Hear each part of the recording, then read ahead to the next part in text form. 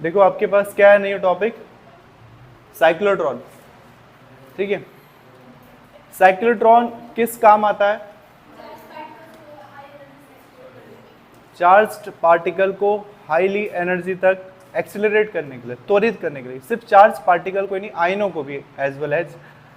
तो अगर आप इसका कार्य लिखोगे साइक्लोट्रॉन का, तो सिंपल से इसका कार्य होता है आवेशों को या आयनों को उच्च ऊर्जा तक क्या करने के लिए, उच्च ऊर्जा दे करके इसको क्या करेंगे, त्वरित करेंगे। त्वरित का मतलब, त्वरित मतलब त्वरण। त्वरण क्या होता है?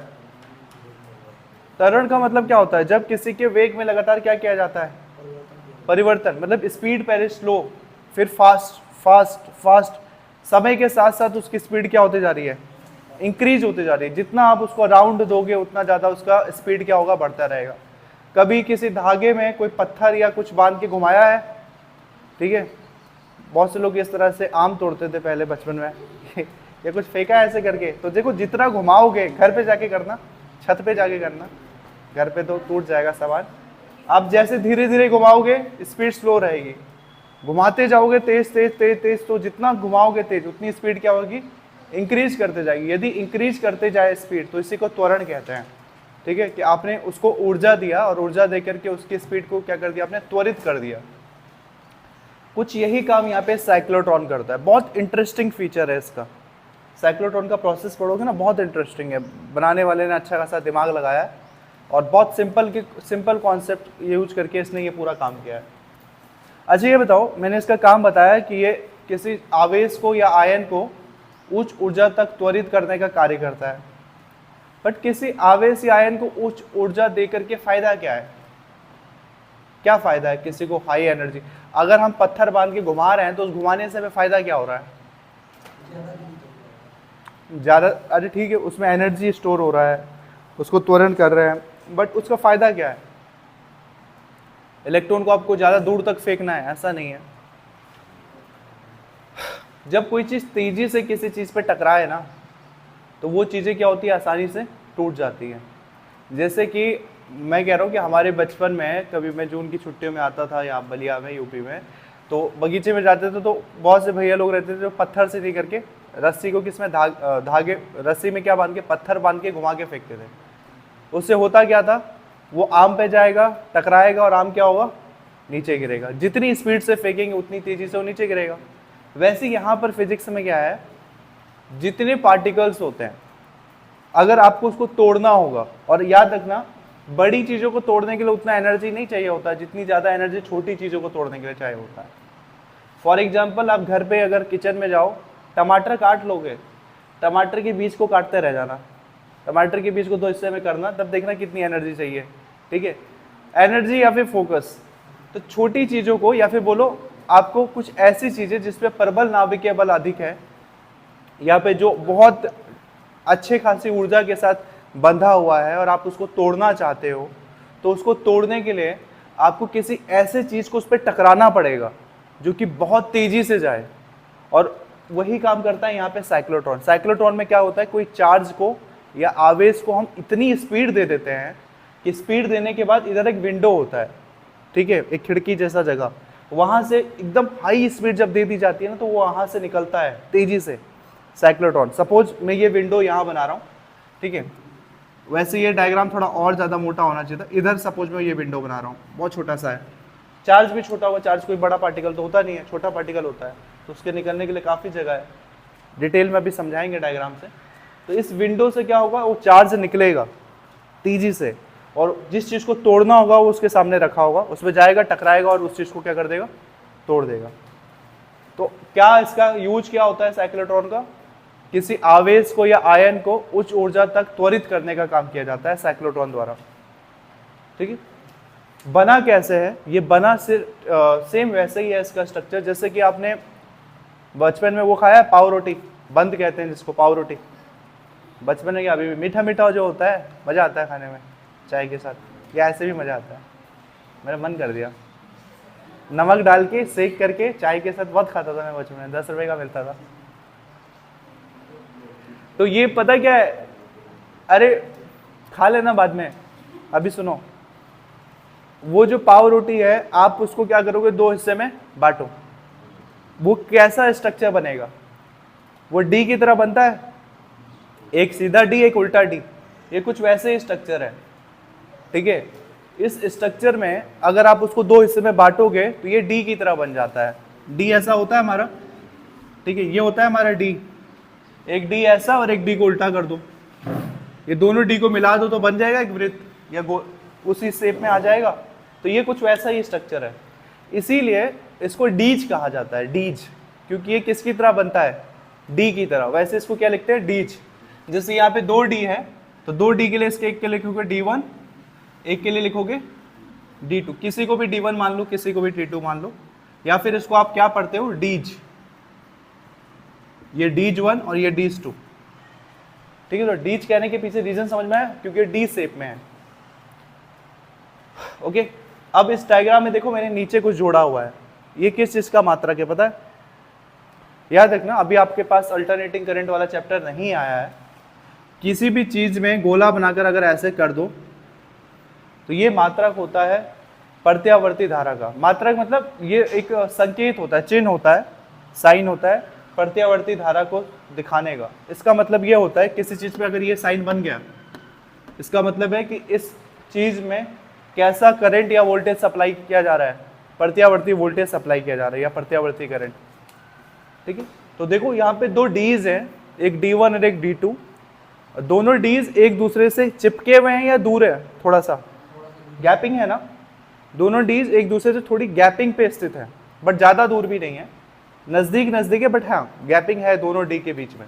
और दोनों डी को आपस में जोड़ा किसने है, जब ऐसा चिन्ह बना हो तो इसको क्या कहते हैं, इसका मतलब है अल्टरनेटिंग करंट, प्रत्यावर्ती वोल्टेज की सप्लाई दी जा रही है, ठीक है। तो इसका क्या मतलब है, इसको दोलित्र भी कहते हैं फिजिक्स के लैंग्वेज में, ठीक है। इसको कहते हैं दोलित्र, ऑसिलेटर इंग्लिश में इसको कहते हैं। मैं दोलित्र ही लिखता हूँ फिजिक्स के लैंग्वेज में जो इसे कहते हैं दोलित्र। दोलित्र का मेन काम क्या, प्रत्यावर्ती धारा का या वोल्टेज का सप्लाई देना।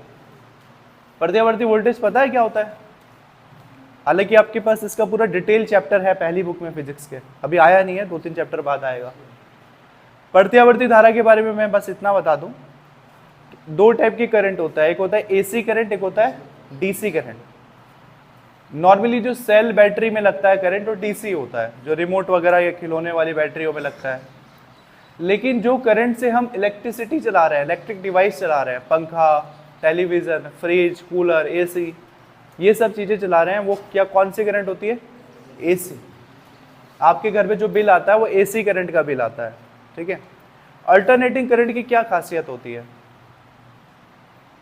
कैसे अल्टरनेटिंग करंट डीसी करंट से डिफर है, भिन्न है। एसी और डीसी में मेन अंतर है उसका चलने का तरीका। देखो एसी करंट और डीसी करंट का मैं ग्राफ बनाऊं तो एसी करंट, देखो डीसी करंट जो होता है, अगर ये वीआई का ग्राफ है, मतलब वोल्टेज और करंट का ग्राफ है, तो जो डीसी करंट होता है नॉर्मल सेल और बैटरी, जो छोटा वाला 1.5 वोल्ट की बैटरी होती है या 3 वोल्ट की, जितनी वोल्ट की हो सकती है, वो उसमें जो धारा होती है ना ऐसे बहती है सीधा, ठीक है, सीधा बहती है उसमें धारा। जबकि जो एसी करंट होता है, एसी करंट का ग्राफ, और एसी करंट खतरनाक होता है, ये भी याद रखना, एसी करंट का ग्राफ ऐसे बहता है, क्या नहीं, एसी होता है। क्यों होता है, रीजन समझ में आएगा। देखो डीसी एसी करंट का ऊपर वाला किसका ग्राफ था, ये डीसी था। अब एसी करंट का ग्राफ बना रहा हूं, एसी करंट का ग्राफ ऐसे चलता है, पहले प्लस में चलेगा आधा साइकिल, और देखो प्लस में सीधा नहीं चल रहा है, इसकी वैल्यू बढ़ रही है, एक पीक पे वो गया, शिखर मान तक गया, और फिर वापस से कहाँ हुआ, ड्रॉप हो रहा है नीचे की तरफ। अब वो जितना ऊपर की तरफ गया शिखर मान, उतना ही शिखर मान अब नीचे की तरफ जाएगा। सेम कर्व, हो सकता है मैंने थोड़ा बड़ा छोटा बना दिया हूं, बट आप इतना मान के चलो कि सेम कर्व बनता है, एक प्लस में तो एक माइनस में, एंड सो ऑन। ये लगातार क्या होता है, चलता रहता है। हमारे घर में जो करंट आती है वो 50 हर्ट्ज की आती है, उसकी आवृत्ति 50 हर्ट्ज होती है। 220 वोल्ट से 240 वोल्ट की सप्लाई दी जाती है नॉर्मली घरों में, लेकिन आवृत्ति की बात करें तो 50 हर्ट्ज। आवृत्ति का मतलब होता है कि 1 सेकंड में कोई अल्टरनेटिंग करंट कितना साइकिल कंप्लीट करता है। जब करंट एक प्लस में है और एक माइनस में है तो ये आधा साइकिल, ये अगला आधा साइकिल, तो आधा आधा करके टोटल कितना साइकिल बन गया, एक। अगर हमारे घर में 50 हर्ट्ज की करंट आ रही है, सप्लाई दी जा रही है, इसका मतलब है कि ये एसी करंट मात्र 1 सेकंड के अंदर ऐसे प्लस माइनस करके कितनी साइकिल्स कंप्लीट कर देती है, 50 साइकिल कंप्लीट कर देती है। 1 सेकंड में 50 बार ऊपर नीचे ऊपर नीचे ऊपर नीचे ऊपर नीचे। जबकि डीसी करंट क्या हो रही है, चुपचाप मासूम बच्चे की तरह सीधे सीधे चली जा रही है, बड़े मासूमियत के साथ। लेकिन एसी करंट क्या है, ऊपर नीचे। उसकी देखो एसी की वैल्यू कहीं पे भी सेम नहीं दिखेगी तुम्हें, 1 सेकंड के लिए भी कहीं सेम नहीं है। अगर सिर्फ एक साइकिल को ले रहे हो तो हर जगह बढ़ रही है या घट रही है, या बढ़ रही है या घट रही है, कहीं सेम नहीं है। इसीलिए एसी ज़्यादा खतरनाक होता है डीसी के। ये कुछ वैसे ही है कि एक फुटबॉल है, ठीक है, और फुटबॉल को किक करना है। एक है कि फुटबॉल को आप सीधा सीधा खड़े खड़े किक करो, जो कि डीसी करता है। डीसी सीधा सीधा चल रहा है ना, कोई स्पीड बढ़ा घटा नहीं, सीधा ही चल रहा है। और सेकंड कंडीशन है जब आप फुटबॉल को भाग करके किक करोगे। दोनों कंडीशन में फुटबॉल पे ऊर्जा कब ज्यादा रहेगी, जब भाग करके किक करेंगे। तो एसी करंट देखो ये ऊपर से पूरा रेस लगा करके आता है, भागते हुए आता है, इसीलिए कभी झटका लगता है ना करंट का। तो अगर मैं सिर्फ 20 वोल्ट ले लूँ, मात्र 20 वोल्ट की बैटरी का झटका लगेगा। अगर डीसी उतना कोई फर्क नहीं पड़ेगा हमें, लेकिन 20 वोल्ट का एसी करंट का झटका लग गया तो ठीक ठाक फर्क पड़ेगा। इसीलिए आपको बचपन में सेलो बैटरी से आपने खेल लिया है बहुत, लेकिन कभी इस सॉकेट से, एसी करंट वाले सॉकेट से कभी मिला है झटका? मिला होगा तो 1 आध माइक्रो सेकंड के लिए मिला होगा, कभी ढंग से मिल गया तो फिर छोड़ नहीं पाओगे। देखो टॉपिक भटक जाएंगे और डिटेल में जाएंगे। हम पढ़ रहे थे साइक्लोट्रॉन, हम घुस गए एसी में। एसी को समझाने का मतलब क्या था, आप समझो मैं एसी में क्यों आया था। एसी समझाने का मतलब ये था कि समझाना था इसका नेचर। एसी क्या चलता है, कभी 1 सेकंड में प्लस माइनस चेंज करता है। तो कभी एसी प्लस में रहता है तो कभी माइनस में, कभी प्लस कभी माइनस, और फ्रिक्वेंटली 1 सेकंड में 50 बार वो ऐसा चेंज कर देता है, 50 बार प्लस 50 बार माइनस। सोचो कितनी तेजी से भाग रहा है एसी करंट। यही रीजन है कि डीसी करंट का सप्लाई दूर तक नहीं पहुंचा सकते हम, बट एसी करंट को हम बहुत दूर दूर तक पहुंचा सकते हैं, क्योंकि तेजी से भाग भाग के आता है। तो देखो मेन यहाँ पे 2 लीटर है। 2 लीटर का मतलब है यहाँ पे कैसे करंट की सप्लाई दी गई है, ब्रैकेट में लिख देता हूँ। यहाँ पे कैसे वोल्टेज की सप्लाई है, एसी वोल्टेज, या फिर हिंदी में लिख देते हैं। एसी को हिंदी में क्या कहते हैं, प्रत्यावर्ती वोल्टेज। इसमें कैसे वोल्टेज की सप्लाई है, प्रत्यावर्ती वोल्टेज की। सिर्फ डायग्राम समझो फिलहाल के लिए। डायग्राम में काफी कुछ समझ गए हो। 2 डी जैसा स्ट्रक्चर है, दोनों स्ट्रक्चर के बीच छोटा सा गैप है, ये थोड़ा सा गैप है बीच में। फिर दोनों स्ट्रक्चर किस चीज से जुड़े हैं, एक ऑसिलेटर 2 लीटर से जुड़े हैं। और 2 लीटर की खासियत क्या है, ये कैसी सप्लाई देता है, प्रत्यावर्ती वोल्ट की सप्लाई देता है। साइक्लोट्रॉन का मेन काम क्या है, आवेश या आयन को हमें क्या करना है, त्वरित करना है। अब आवेश कहाँ है, जो मेन काम है वो तो हमने दिखाया ही नहीं अभी तक। तो जो मेन काम है वो यहाँ पर है। सपोज ये कोई आवेश है जिसको मैंने दोनों 2 लीटर के किसके बीच रखा है, एकदम बीच में रखा हुआ है, ना वो D1 में ना D2 में, वो बीच में है। एक और चीज समझो इस 2 लीटर को समझने से पहले, ये जो 2 लीटर है ना एक विद्युत क्षेत्र में स्थित, चुंबकीय क्षेत्र में स्थित है, जिसमें चुंबकीय क्षेत्र नीचे से जा रहा है कहाँ की तरफ, ऊपर की तरफ। मतलब चुंबकीय क्षेत्र की दिशा ऐसे है। अब जब डायग्राम, ये चमक तो नहीं रही वाला हिस्सा, नहीं चमक रहा है, अच्छा तो चुंबकीय इधर कहीं भी बना लो, ये तीर का निशान बस शो कर रहा है कि चुंबकीय क्षेत्र की दिशा किस तरफ है। किस चीज से दिखाते हैं चुंबकीय क्षेत्र को, बी से। इसमें चुंबकीय क्षेत्र नीचे से कहाँ की तरफ जा रहा है, ऊपर की तरफ। और ये जो डायग्राम है ना बेसिकली ऐसा है, कोई कुछ दे दो मुझे बीच में, कोई कॉपी वगैरह दो किसी की, कोई कॉपी दो मुझे। अब दे भी रहे हो इतना अच्छा खासा मोटा। देखो ये डीज है, सपोज कर लो कि ये वो डीज है, ठीक है, मान लो कि गोल ऐसे बंद है। अब इसमें क्या है ना कि इसमें ये जो है ये बीच में है, और ये दो चुंबक के बीच में है। सपोज नीचे नॉर्थ पोल है, उत्तरी ध्रुव है, और नीचे ऊपर क्या है, दक्षिणी ध्रुव। जैसे इलेक्ट्रिक करंट में चार्ज हमेशा प्लस से माइनस जाती है, वैसे चुंबक में हमेशा चुंबकीय क्षेत्र नॉर्थ से साउथ की तरफ जाता है, उत्तर से दक्षिण की तरफ। तो मान लो कि नीचे उत्तर है, ऊपर दक्षिण है, तो चुंबकीय क्षेत्र नीचे से कहाँ जाएगा, ऊपर की तरफ। तो कभी भी हम इसका स्ट्रक्चर बनाएंगे तो स्ट्रक्चर में हम सिर्फ साइक्लोट्रॉन शो करते हैं, बट स्ट्रक्चर में आल्सो साइक्लोट्रॉन के अलावा क्या है, नीचे और ऊपर से क्या लगे हैं, दो मैग्नेट लगे हुए हैं। उस मैग्नेट से इस पर कौन सा क्षेत्र उत्पन्न हो रहा है, चुंबकीय क्षेत्र उत्पन्न हो रहा है। तो ये एक ऐसा चीज़ है जो डायग्राम में हमें दिख नहीं रहा है, लेकिन डायग्राम में यह है। और आप ये जो डायग्राम देख रहे हो, आप इसको ऊपर से देख रहे हो, ऐसे में आप ऐसे में देख रहे हो, आप किनारे से नहीं देख रहे हो। किनारे से देखो तो ये डी का बस ये वाला हिस्सा दिखेगा, मोटा वाला, आप उसको ऊपर के व्यू से देख रहे हो, ठीक है। तो ये दो चीजें ऐसी थी जो कि आप डायग्राम से देख के नहीं समझ सकते हो, बट आपको पता होना चाहिए कि यहाँ पे चुंबक लगा है जिसमें चुंबकीय क्षेत्र नीचे से ऊपर की तरफ जा रहा है, ओके। और आप इसको ऊपर से देख रहे हो डायग्राम। प्रोसेस समझो बहुत सिंपल है, बेसिक सारे समझा दिए मैंने। प्रोसेस देखो क्या है। अभी आपका जो ये डोलित्र है ये ऑफ है। ऑफ मीन्स अभी ये काम नहीं कर रहा है, आपने इसका स्विच ऑफ किया हुआ है। अब यदि मैं इस डोलित्र को, और ये बीच में क्या है, आवेश, ये कोई आवेश है, इसको हमें त्वरित करना है। अभी ये डोलित्र बंद है। अब हम पीछे देखना, अब हम क्या करेंगे, डोलित्र को ऑन करेंगे, और कैसा करंट का सप्लाई जा रहा है, वोल्टेज का, प्रत्यावर्ती। और प्रत्यावर्ती वोल्टेज का नेचर आपको पता है, ये किसी का नहीं होता है, ये कभी प्लस जाएगा तो कभी माइनस, कभी प्लस तो कभी माइनस, ये ऐसे जाता रहता है। तो देखो इसको आप समझना, बहुत स्लो मोशन में हम इसको समझ रहे हैं। अब आपने अगर इस ऑसिलेटर को ऑन कर दिया है, खोल दिया है, ठीक है, और आप चार्ज पार्टिकल कैसा ले लोगे, आप सपोज कर लो यहाँ पे आपने कोई धनावेशी चार्ज पार्टिकल लिया हुआ है।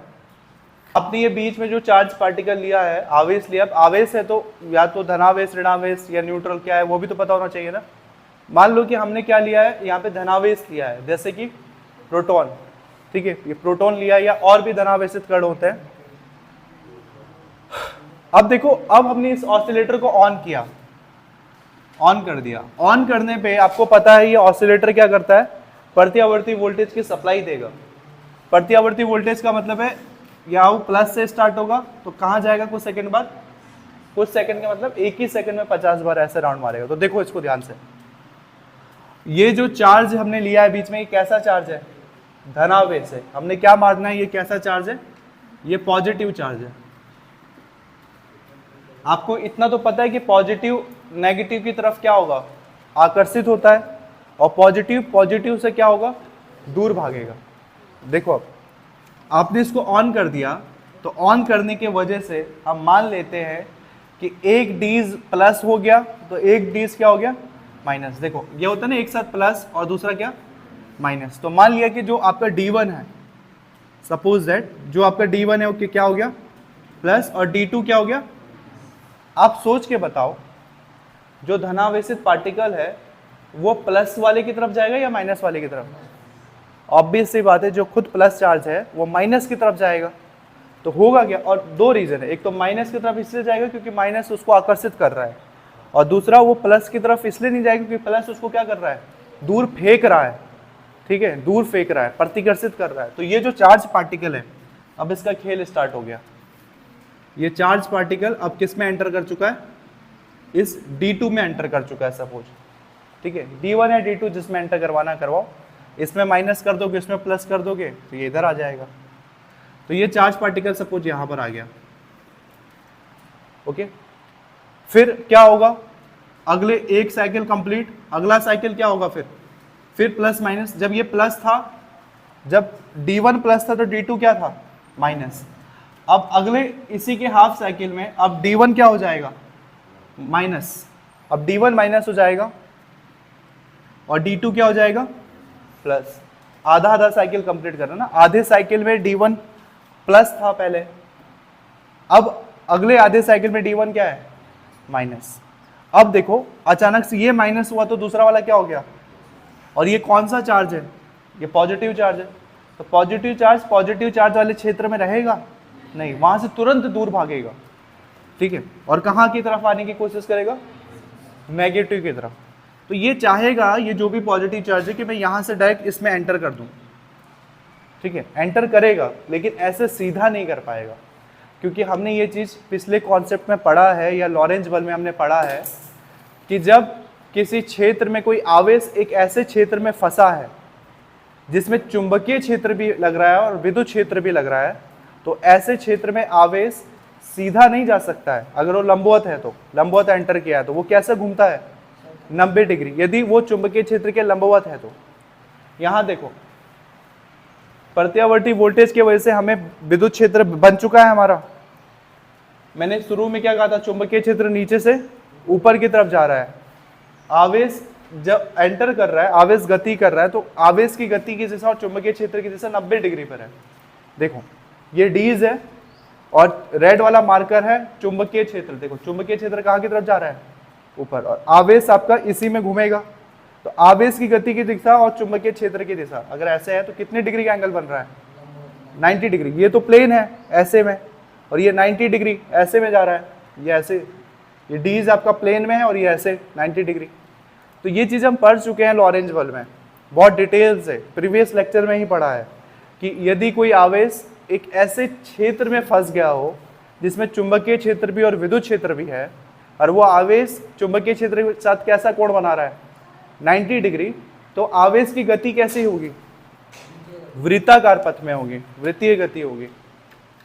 तो देखो जो आवेश है यहाँ पे, वो प्लस से माइनस में आना तो चाहता है D2 से D1 में, बट सीधा नहीं आएगा। अब उसको क्या करना पड़ेगा, लॉरेंज बल में हम इसको बहुत डिटेल में पढ़ चुके हैं विद स्ट्रक्चर डायग्राम।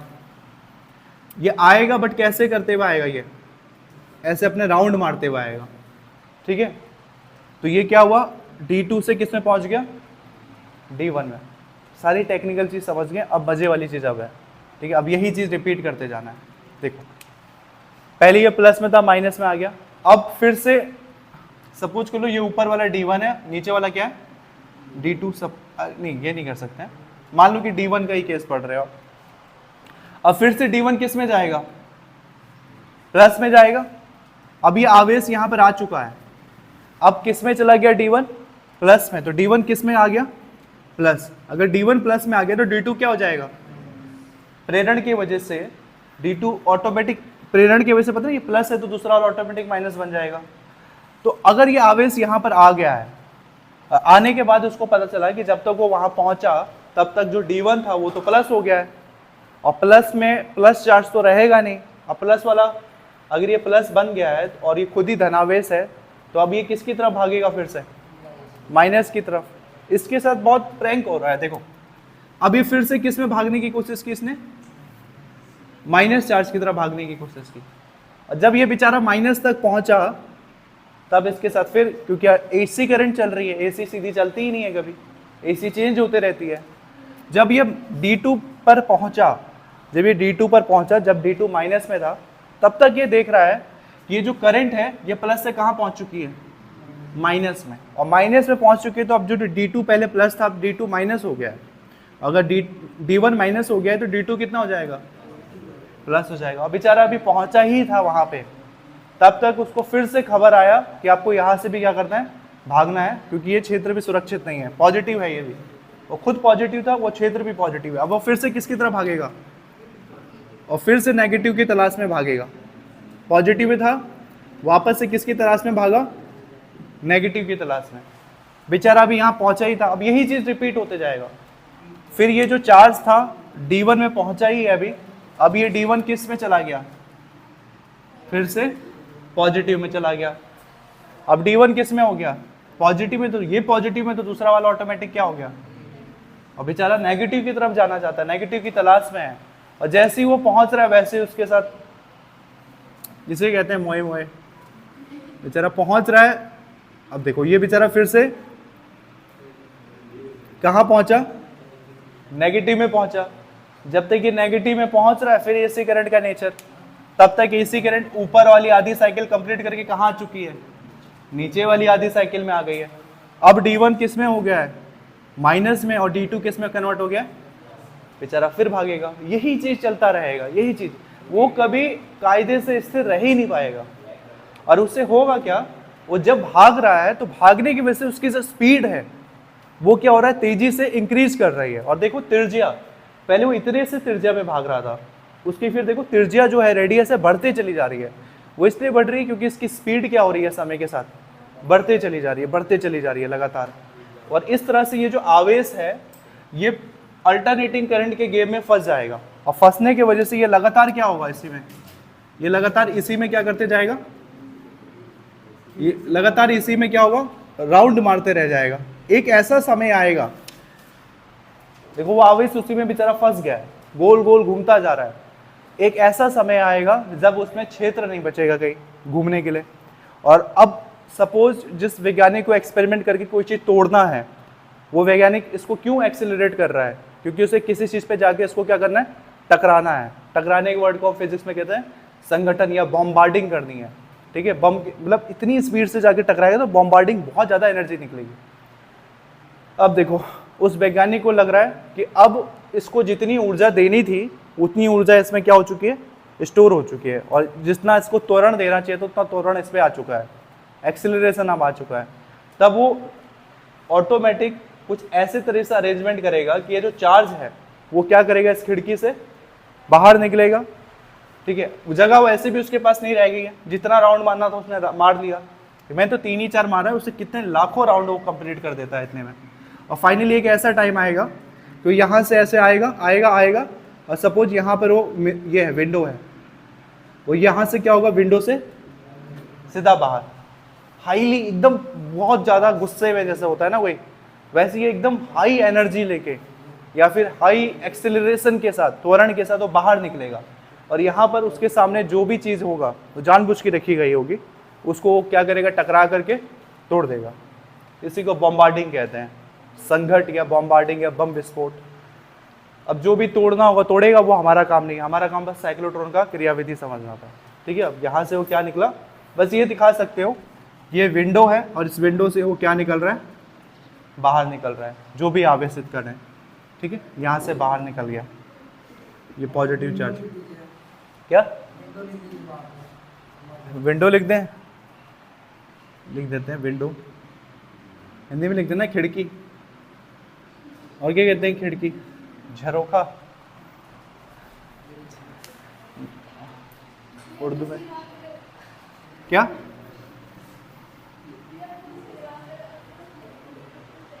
क्या बोल रहे हो, क्या पूछ, अखरोट रखेंगे तो टूट जाएगा। अखरोट कुछ भी नहीं है ऐसा एनर्जी के सामने, हम खड़े होंगे तो हम हमारे आर पार चला जाएगा। वो चीज़ों को इतनी हाईली एक्सेलरेट कर दिया गया है कि वो किसी भी चीज़ को देखेगा तो एकदम पार करके निकलेगा।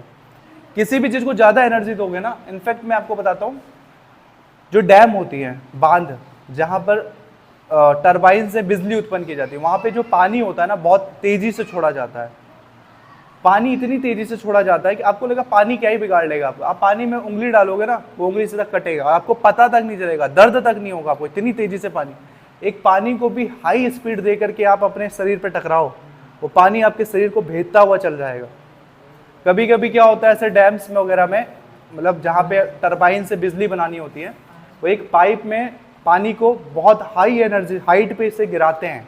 एक पाइप में बहुत ज़्यादा पानी भरा रहता है, हाइट से गिराते हैं। अगर उस पाइप में किनारे से एक छेद भी हो गया ना, तो उस छेद में से जो पानी, पतली सी धार निकलेगी पानी की, लेकिन इतनी तेज़ धार निकलेगी कि अगर आप हाथ रखोगे तो हाथ क्या हो जाएगा, आर पार। कोई भी चीज़ को हाईली एनर्जी दे दिया जाए या फिर हाईली एक्सेलरेट कर दिया जाए तो वो उस चीज़ की एनर्जी क्या हो जाती है, किसी भी चीज़ को तोड़ने की क्षमता बहुत बढ़ जाती है। या तो खुद को नष्ट कर देगी, इतना सह नहीं पाएगी, वो इतनी हीट उसके अंदर आ जाएगा घर्षण की वजह से, या जो भी है। हालांकि एक और चीज़ याद रखना, ये जो पूरी प्रोसेस है इसमें कोई घर्षण नहीं है, ये निर्वात की स्थिति में करवाई जाती है, ठीक है। क्योंकि अगर घर्षण होता तो घर्षण की वजह से वो खुद गर्म होकर के ख़त्म हो सकता था। तो ये पूरी प्रोसेस किस स्थिति में कराई जाती है, निर्वात की स्थिति में। यहाँ पे कोई वायु नहीं होता है।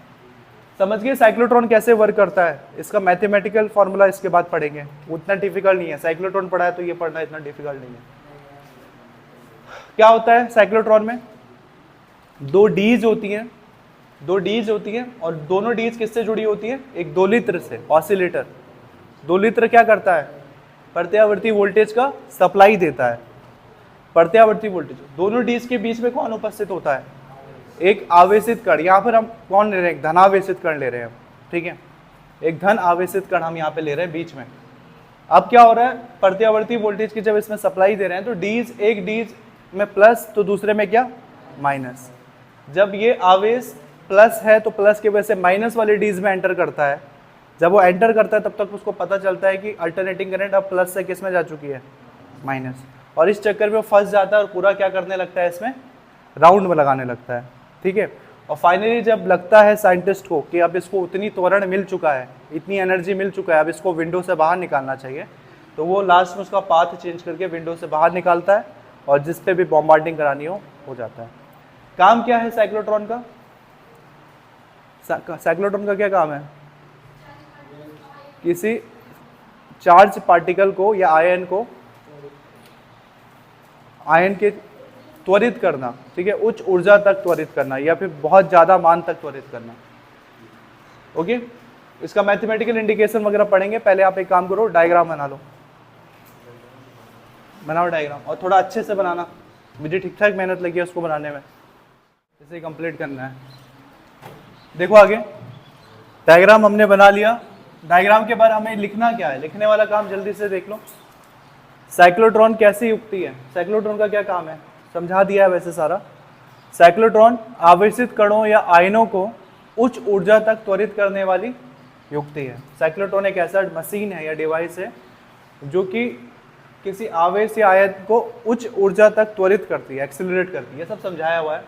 रचना, कंस्ट्रक्शन, बना कैसे है साइक्लोट्रॉन, तो कैसे बना है, इसमें दो अर्धवृत्ताकार डी आकार के दो डीज D1 व D2 होते हैं, दिख रहा है, अर्धवृत्ताकार दो डीज है, और डीज का क्या नाम दिया, D1 और D2। डीज के बीच एक उच्च प्रत्यावर्ती विभव,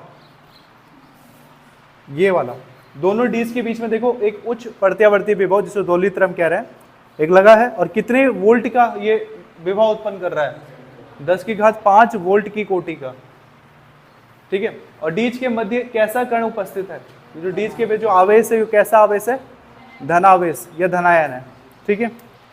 उसके बाद आपने क्या लिखा है, अनुनादी प्रतिबंध। अनुनादी प्रतिबंध का क्या मतलब है,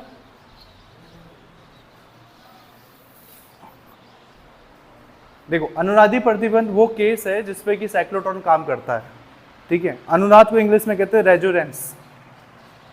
साइक्लोट्रॉन कब बेहतर काम करेगा या बेस्ट काम करेगा या अच्छे से काम करेगा, कब, जब डीज के बीच लगने वाला प्रत्यावर्ती विभवांतर की आवृत्ति, मतलब डीज के मध्य जो आवृत्ति बना है, ये आपने डीज में प्रत्यावर्ती विभव सप्लाई दिया है, उस विभव के वजह से जो डीज में आवृत्ति उत्पन्न हुई है, तथा उसके बाद क्या लिखा है, आवेशित कण की आवृत्ति, परिक्रमण करते आवेशित कण की आवृत्ति यदि बराबर है तो इसी को अनुनादी प्रतिबंध कहते हैं। समझ में नहीं आया होगा, देखो अनुनादी प्रतिबंध का केस कब है, आता है, ठीक है, और ये सबसे आइडियल केस होता है, बेहतर केस होता है साइक्लोट्रॉन के लिए, जब साइक्लोट्रॉन की खुद की आवृत्ति और जो आवेश उसमें घूम रहा है उसकी आवृत्ति दोनों क्या हो जाए, मैच हो जाए, सेम टू सेम हो जाए, तो ऐसी आवृत्ति क्या कहलाती है, अनुनादी आवृत्ति। या इस ऐसे केस में अगर साइक्लोट्रॉन है तो इसको क्या कहेंगे, अनुनादी प्रतिबंध। कब, जब इस प्रत्यावर्ती वोल्टेज के कारण साइक्लोट्रॉन की आवृत्ति और इस आवेशित कण की आवृत्ति अगर सेम हो जाए तो ये अनुनादी का केस है।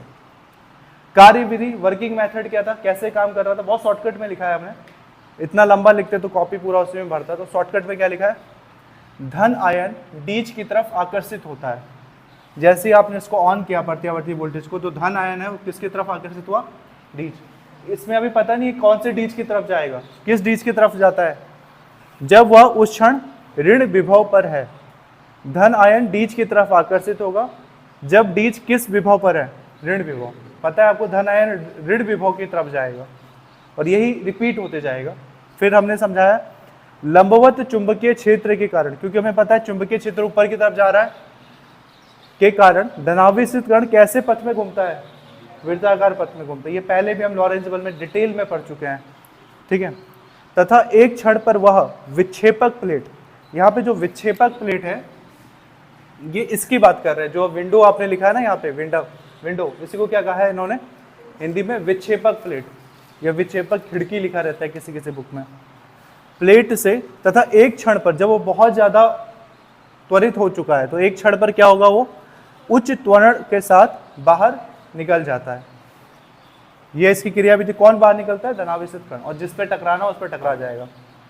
कैलकुलेशन इसमें बचा हुआ है और यहीं से न्यूमेरिकल फंसता है, और हर साल के बोर्ड एग्जाम्स में यहाँ से न्यूमेरिकल आएंगे। आपके पास भी बहुत से न्यूमेरिकल डाउट्स में थे, सब इसी से रिलेटेड था। ठीक है, न्यूमेरिकल क्या होगा, कैसे सॉल्व करेंगे? बेसिक, माना आवेश है, आवेश को किस चीज से दिखाया हमने? जो आवेश परिक्रमा कर रहा है क्यों, और किस वेग से घूम रहा है आवेश? गतिमान है v वेग से। हालांकि वेग उसका चेंज हो रहा है समय के साथ, फिर भी हम मान ले रहे हैं कि एवरेज कितना है, v वेग से गतिमान है। तो ऐसे केस में क्या क्या पूछा जाता है? ऐसे केस में पूछा जाता है कि इसकी त्रिज्या क्या होगी, r पूछा जाएगा, उसकी v की वैल्यू पूछेंगे, v बराबर कितना होगा। सबसे ज्यादा पूछा जाता है परिक्रमण काल, उसे एक राउंड पूरा करने में पूरा कितना समय लगा है, कैपिटल T कितनी होगी। फिर पूछता है उस आवेश की आवृत्ति, उस आवेश की आवृत्ति कैसे होगी। बहुत से क्वेश्चंस बन सकते हैं, न्यूमेरिकल्स बन सकते हैं। अगर आप अपने बुक रिफ्रेशर को उठाओ तो इसमें बहुत अलग अलग टाइप के क्वेश्चंस बने हैं, और बहुत सिंपल है, इतना कोई डिफिकल्ट नहीं है। ठीक है, तो सबसे पहले ये सब कैलकुलेशन कैसे होगा समझो। देखो, मैंने लॉरेंज बल में भी समझाया था, यदि कोई चीज वृत्ताकार पथ पे चल रहा है, ठीक है, तो वो अभिकेंद्रीय बल की वजह से होता है। अभिकेंद्र बल की वजह से कोई वृत्ताकार पथ पे घूम रहा है। और हमने इस चैप्टर में ये भी पढ़ा है, यदि कोई कण वृत्ताकार पथ पे चल रहा है चुंबकीय क्षेत्र और विद्युत क्षेत्र की उपस्थिति में, तो उसमें कौन सा फॉर्मूला लगता है? बराबर पढ़ा है, BIL sine theta, B BIL sine theta, या कुछ और भी पढ़ा है, Q V B sine theta. ठीक है, तो हम इसमें चुंबकीय क्षेत्र का फॉर्मूला, एक इसमें चुंबकीय बल भी लगेगा और इस पे लगेगा आल्सो अभिकेंद्रीय बल भी। देखो मैं क्या बोल रहा हूँ, ये जो आवेश है ये एक चुंबकीय क्षेत्र में घूम रहा है, तो चुंबकीय क्षेत्र की वजह से कौन सा बल लगेगा? इस पे एक चुंबकीय बल लगेगा। और क्योंकि ये आवेश एक वृत्ताकार पथ पे भी घूम रहा है, तो इस कारण इस पे वृत्ताकार पथ पे जब कोई आवेश घूमे या कोई भी कण घूमे तो उस पर कौन सा बल लगता है? अभिकेंद्र बल। ठीक है, तो इस आवेश पर चुंबकीय बल और अभिकेंद्र बल दोनों लग रहा है, तो ये चुंबकीय बल जो होगा वो अभिकेंद्र बल के बराबर होगा। कैसे? यदि माना आवेश q और v वेग से गतिमान है, तो आवेश पर या गतिमान आवेश पर, गतिमान आवेश पर चुंबकीय बल बराबर, जो चुंबकीय बल होगा वो उसके अभिकेंद्रीय बल के बराबर होगा। ठीक है, अगर बराबर नहीं होता तो वो गोल नहीं घूम पाता। अभिकेंद्रीय बल, चुंबकीय बल का फॉर्मूला हमने पढ़ा है, F बराबर क्या होता है? Q V B sine theta. और यहाँ पे थीटा हमें पता है कि कैसा है, क्योंकि चुंबकीय क्षेत्र सब ऊपर की तरफ जा रहा है 90 डिग्री पे, और आवेश ऐसे में घूम रहा है इसके चारों तरफ 90 डिग्री के एंगल में, तो थीटा कितना हो गया? साइन 90 की वैल्यू 1। इसका मतलब हम सिर्फ क्या अप्लाई करेंगे? Q V B. तो चुंबकीय बल कितना होगा? क्यू वी बी बराबर, अभिकेंद्रीय बल का फॉर्मूला कल परसों भी बताया था मैंने, 9th में भी पढ़ा होगा, 11th में पढ़ा होगा। अभिकेंद्र बल बराबर क्या होता है? mv² अपॉन, ये होता है r क्या है? मान लो कि r इसकी त्रिज्या है, ठीक है, वृत्ताकार पथ की त्रिज्या है, तो अभिकेंद्रीय बल का फॉर्मूला हमें पता है mv² अपॉन r। अब यहां से ना जो पूछे वो आप निकाल सकते हो। r पूछे, त्रिज्या पूछे तो त्रिज्या का फॉर्मूला निकाल लोगे, आपसे आवेश की वैल्यू पूछे आवेश निकाल लो, आपसे वेग पूछे तो वेग निकाल लो, चुंबकीय क्षेत्र पूछे तो चुंबकीय क्षेत्र निकालो, जो मर्जी आप वो निकाल सकते हो। ठीक है, उससे पहले कुछ कटेगा, इधर v है इधर v है, तो v से v कट गया, इस v से ये v कट गया, तो क्या बचा? QB बटे QB बराबर mv अपॉन r। यहां से अगर r निकालना हो, त्रिज्या निकालना हो इस वृत्ताकार पथ की, तो r बराबर कितना हो जाएगा? यहां से r निकालना हो तो r बराबर, r को ऊपर ले जाओ, QB को नीचे ले जाओ, तो कितना हो जाएगा? mv upon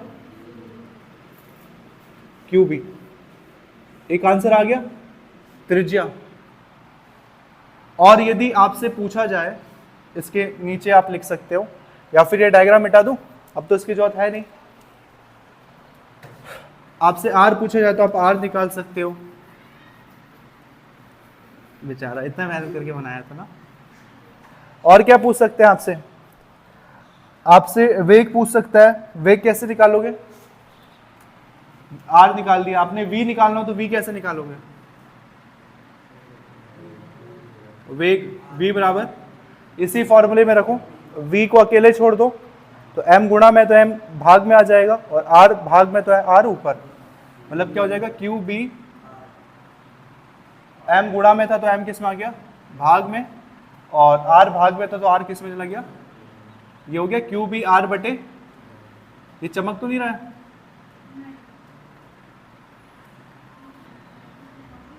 Q B are बटे m हो गया।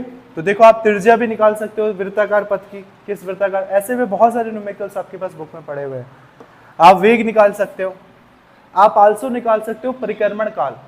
परिक्रमण काल का सिंपल सा शॉर्टकट फॉर्मूला क्या है? अच्छा, परिक्रमण काल का क्या मतलब होता है?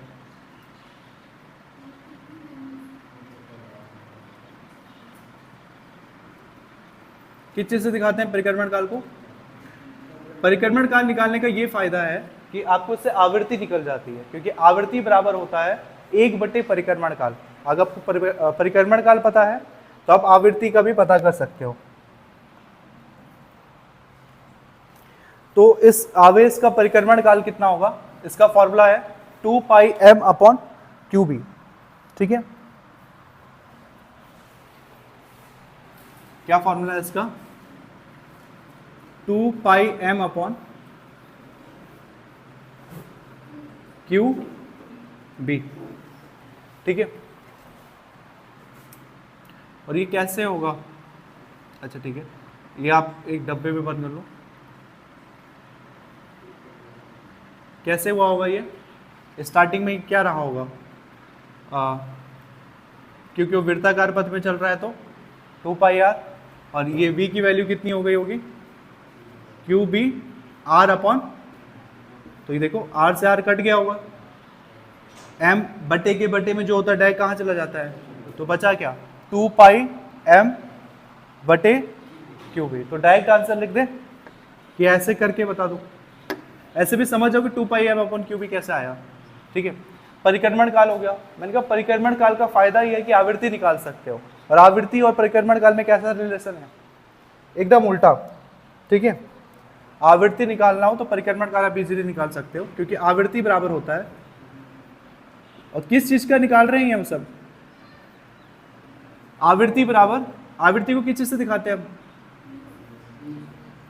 एफ से भी दिखा सकते हो, फ्रीक्वेंसी। आल्सो हम आवृत्ति को और किससे दिखाते हैं? या न्यू से भी दिखाते हैं। ठीक है, मैं न्यू से नहीं दिखा रहा हूं क्योंकि कंफ्यूजन पैदा हो जाएगा, क्योंकि ऑलरेडी यहाँ वी है, वी और न्यू में आप आपस में कंफ्यूज हो जाओगे, इसलिए एफ से दिखाता हूं। तो आवृत्ति बराबर क्या होता है? परिक्रमण काल का उल्टा, 1 बटे परिक्रमण काल। टी से दिखाते हैं ना परिक्रमण काल, तो एफ बराबर कितना हो जाएगा? टी की वैल्यू कितनी है? टी की वैल्यू है 2 पाई m बटे, मैं क्या कहता हूं, जो चीज बटे के भी बटे में हो, सबसे नीचे वो कहां चला गया? तो f बराबर कितना आ गया? क्यू बी अपॉन 2 पाई m। देखो एक सिंपल से रिलेशन से, कुछ इसमें कैलकुलेशन नहीं है, बस चुंबकीय बल बराबर अभिकेंद्रीय बल करके v से v कटा, ये आ गया, इसी से हमने सारा निकाला है। अब इसमें ज्यादा से ज्यादा क्या पूछेगा? इसमें ज्यादा से ज्यादा पूछेगा अब गतिज ऊर्जा, या उस आवेश पर कितनी ऊर्जा उत्पन्न हुई। गतिज ऊर्जा का फॉर्मूला क्या होता है? Half mv²। तो वो गतिज ऊर्जा भी आप निकाल सकते हो। जगह बचा है? कहीं है जगह इसके अकॉर्डिंग? अभी तो बहुत जगह है। ठीक है, गतिज ऊर्जा कैसे निकाल सकते हो?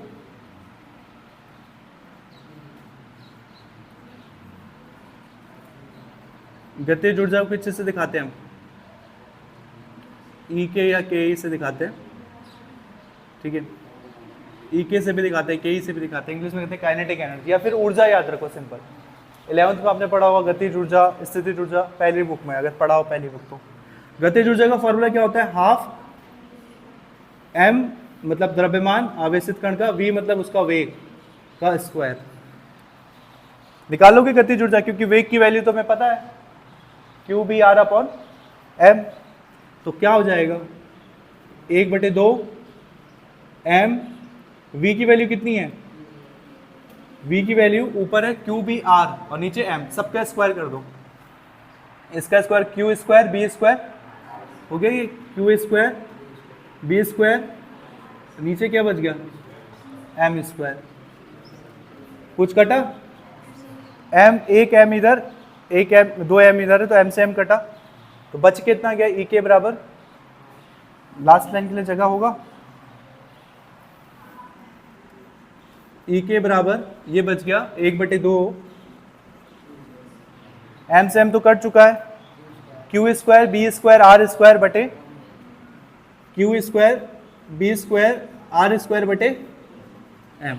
या फिर एक काम करो तो ये 1/2 लिखने के बजाय आप इसको सीधा सीधा क्या कर दो 2m कर दो, तो ये किसकी वैल्यू निकल गई आपकी, गतिज ऊर्जा की वैल्यू निकल गई। ज़्यादा से ज़्यादा इसमें से ऐसे न्यूमेरिकल बनेंगे आपके पास।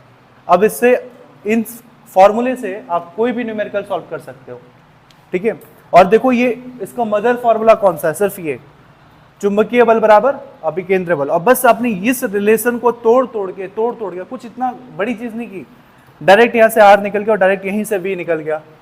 परिक्रमण काल भी आपने वैसे निकाल लिया 2πr अपॉन वी करके, ठीक है। ये परिक्रमण काल कैसे निकला आपका, ये निकल गया t बराबर 2πr बटे वी किया आपने, वी की वैल्यू पुट की, जो कटना था कटा, टी आ गया, आवृत्ति आ गई, आवृत्ति परिक्रमण काल का उल्टा होता है, गतिज ऊर्जा आ गया। तो ये आपका कैलकुलेशन है। कुछ पूछना और कुछ डाउट है इसमें, कैलकुलेशन में कुछ भी नहीं है इसका, थोड़ा लेंथी टॉपिक है इसलिए बोरिंग हो जाता है। उतार लो सारा कैलकुलेशन।